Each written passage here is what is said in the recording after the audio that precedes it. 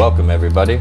Today I will show you how to install Android NOUGAT and Google Play on the Asus Tinker Board.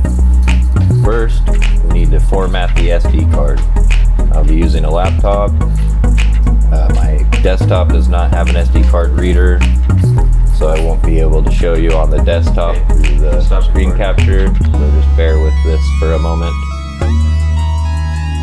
First, you'll have to format the SD card.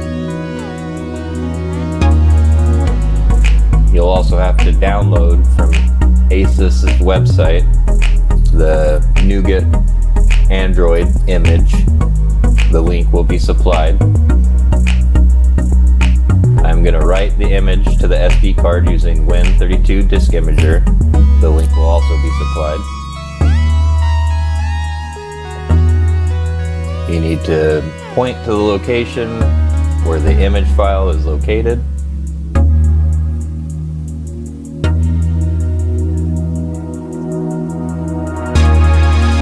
You can select that image file and make sure that you're going to write to the correct drive. Now we will write the image file to the SD card. Now, depending on your computer hardware, this could take longer, could take less time. Just be patient. I found that the new NOUGAT build is far superior to the Marshmallow build and has been running flawlessly on the Tinker Board.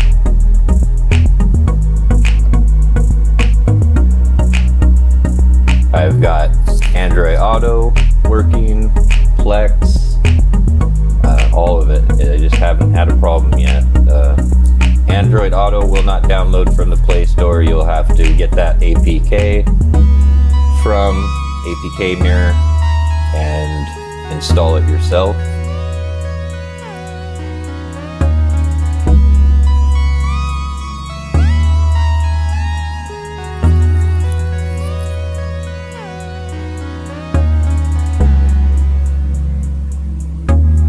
And we're just about finished. And the image has been written successfully to the SD card.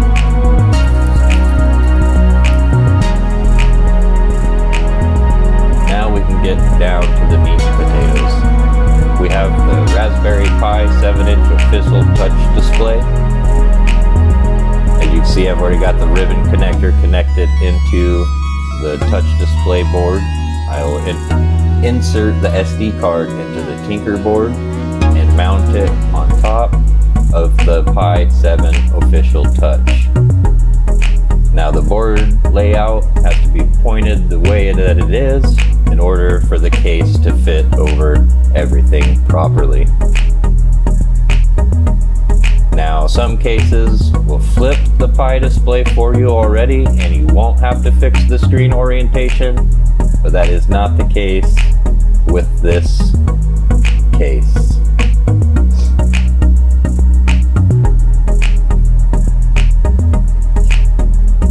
One more screw and the Tinker Board will be mounted. Good. Now I can connect the display ribbon to the Tinker Board. Make sure that the contacts are pointed in the correct direction. This is the case. I have mounted a Pi 5 megapixel 1080p recording camera to the top of the case. That is the ribbon for the camera that I am connecting to the Tinker Board.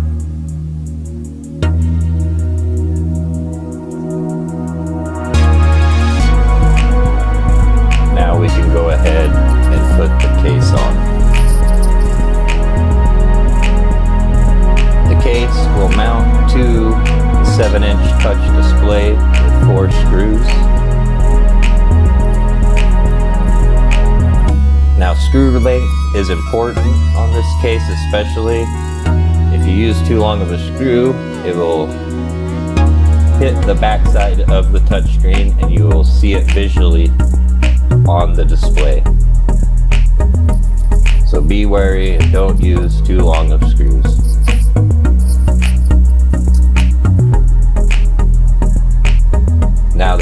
board runs really hot with the stock heatsink supplied. So I have mounted a fan to the back of the back plate, as you'll see that I'm about to install. It's a 2-pin fan, and I will be connecting it to the GPIO board in the correct locations, and that will power the fan.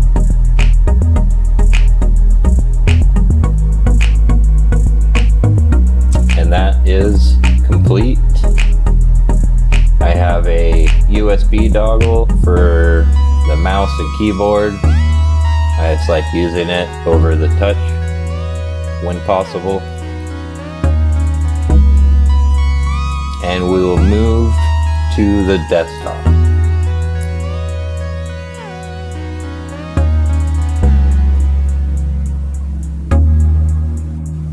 Okay, now we will boot up the Tinker Board. Your first boot will be far longer than all your other boots, so be patient. You can see the case orientation, the camera is on top.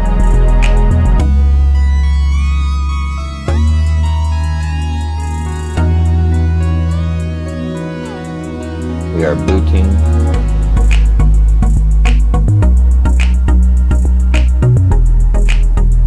And as you can see, the screen orientation is upside down. Now don't worry about that, just flip it over for now.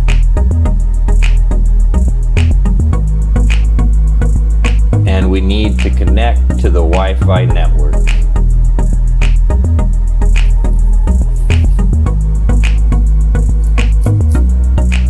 The Tinker Board also has an Ethernet cable if you don't want to communicate wirelessly.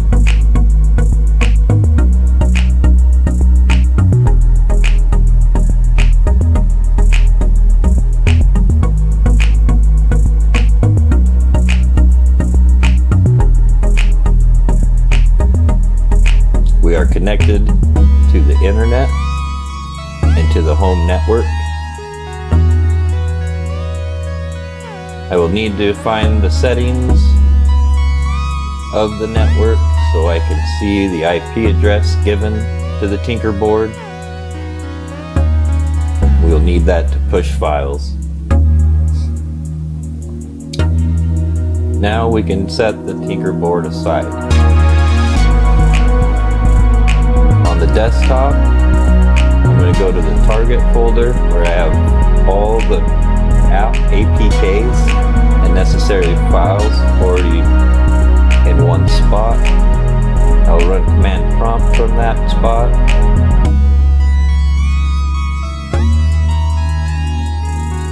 We'll be using ADB command connect to the IP address given to the Tinker Board, and we connected. Now we can use ADB root command to root, and we will use ADB connect to reconnect to the Tinker Board.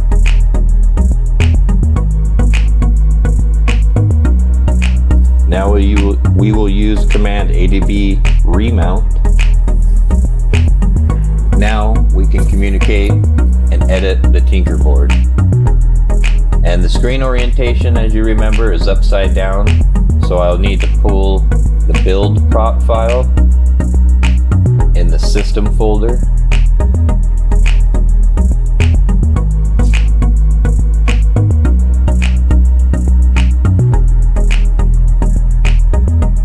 As you can see, it's popped up on the desktop.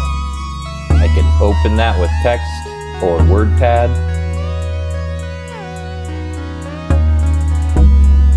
You need to find the hardware rotation, and it'll be set to 0.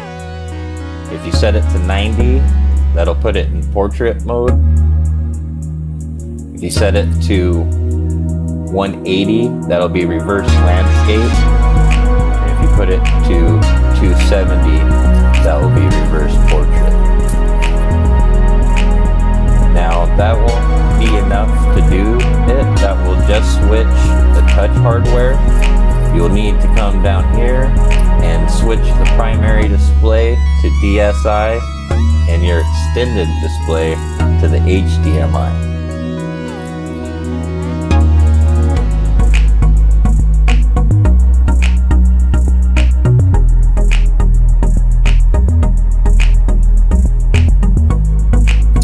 Once your build prop file has been correctly edited, you can save.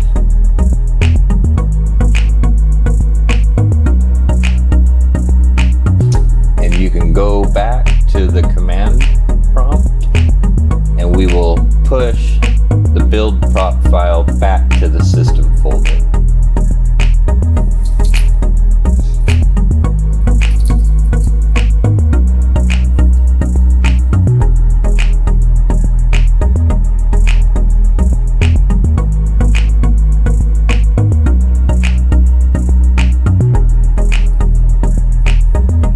That will take care of the screen orientation problem.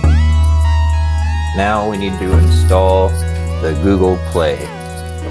We have 3 APKs. We've got Google Play Services, Google Play, and Google Framework. I will have links to all the necessary files. We'll be using ADB command push, and we will push the APK to the correct folder. Now, if you notice, I am not in the correct folder on my command prompt, so this command is not going to work. This is me going, why did it not work? And I figure it out.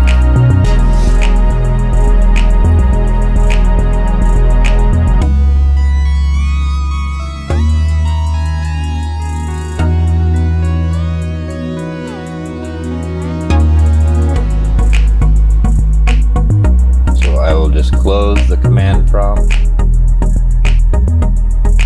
navigate to the folder that I have the APKs, and run command prompt from the target folder.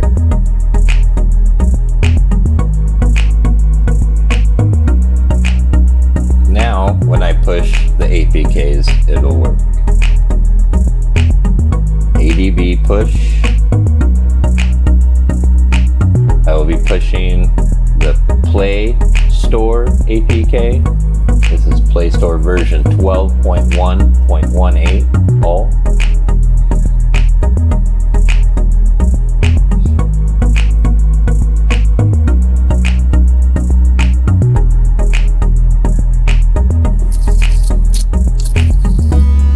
And if you notice, when you are in the command prompt window, you will have a flashing underscore when you run this command, and that will tell you that it is processing.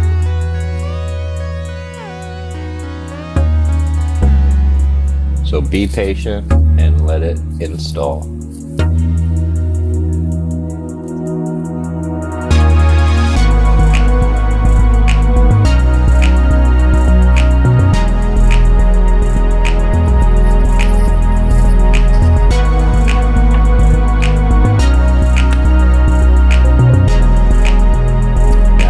Go to the next file using the ADB push command, and that will be the Play Services APK, and that is version 14.3.66. Now this file is the biggest of the files, so this will take the longest to process. And I'm just copying the address, the name of the file, so I don't have to input it manually.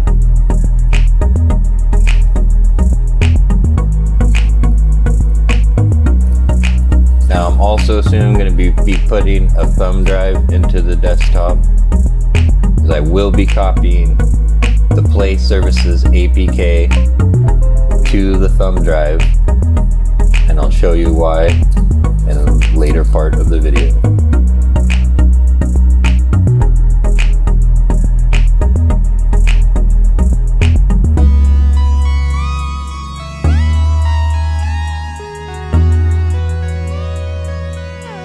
It is still processing, so we just have to be patient.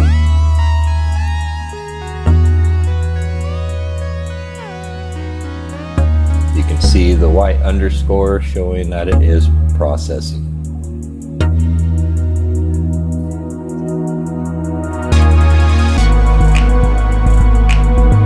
This will be the longest part.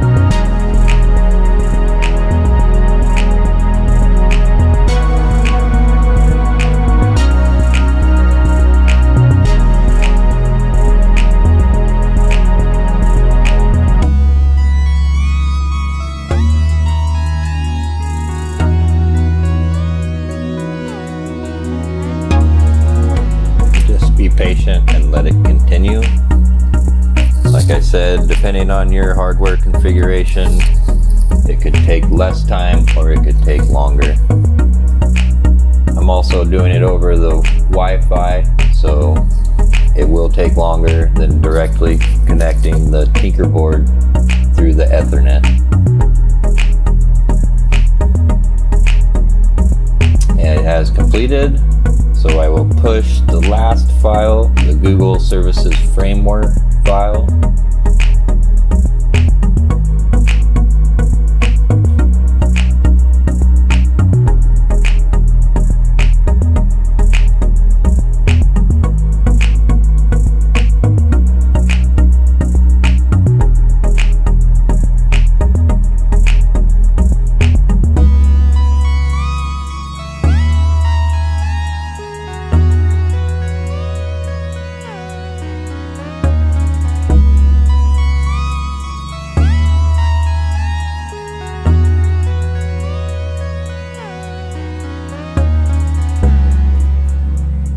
I'm just transferring the Play Services APK to the thumb drive. And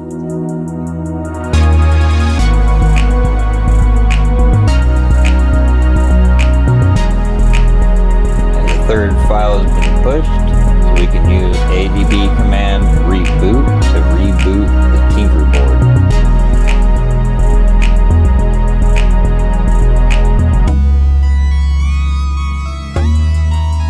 And the Tinker Board is rebooted, and as you can see, the screen orientation is correct. I will put the thumb drive with the Play Services APK into the Tinker Board.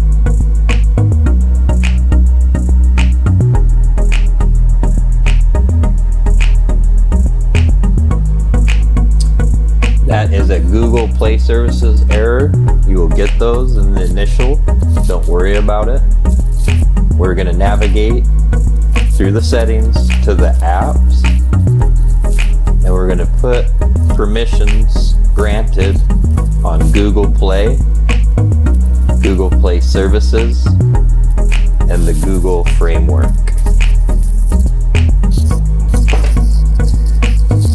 If you do not see the framework, you'll have to hit the settings and show system.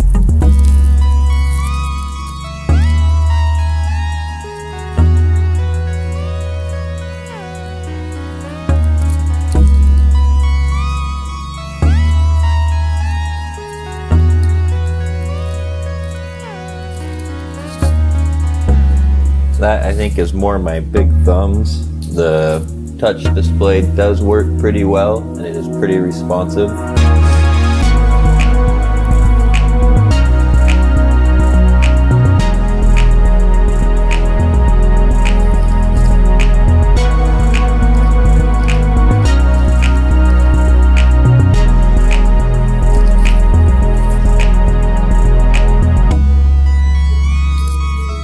Don't worry about the Play Store errors. Now we will navigate to the APK installer. You'll need to grant permission, and we will install from the thumb drive the Play Services APK. You'll have to allow third-party apps.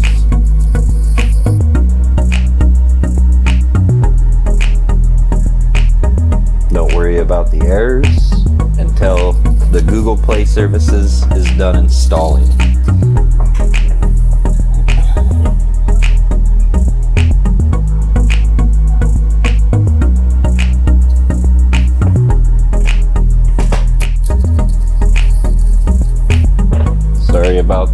perfect quality.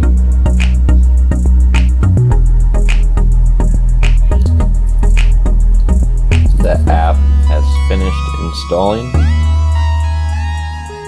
Now you can go to the Play Store and you can sign in. Once you have signed in, close the app and reopen, and the Play Store will be installed. And thank you for watching.